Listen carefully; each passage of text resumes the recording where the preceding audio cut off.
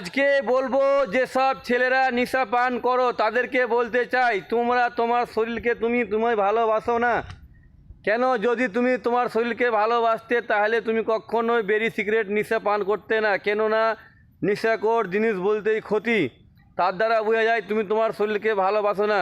আর এখন প্রায় দেখা যাচ্ছে ছোট ছোট বাচ্চারা বেরি সিগারেট বিমল আবিজাবি নেশা পান করছে, তো তাদের বাপ মা জানলেও অতটা শাসন করে না। আগেকার যুগে যখন আমরা ছিলাম তখন আগেকার জামানায় আমাদেরকে আমার বাপ মায়েরা অত্যন্ত শাসন করতো, অত্যন্ত নজর রাখতো, কি নেশাপান করালি কি না করালি অত্যন্ত মারতো। কিন্তু এখনকার দেখা যাচ্ছে ছেলেপিলেরা সব নেশাপান করছে কিন্তু বাপ মায়ে শাসন করছে না। কেন করছেন না?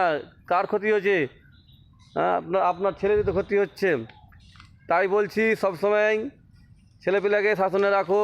হ্যাঁ, খোঁজ লাগাও কী করছে না করছে, কোথায় গেল, কোথা থেকে আলি, কিনতে গেলি, এইসবগুলা সবসময় ছেলেকে খবর লাও।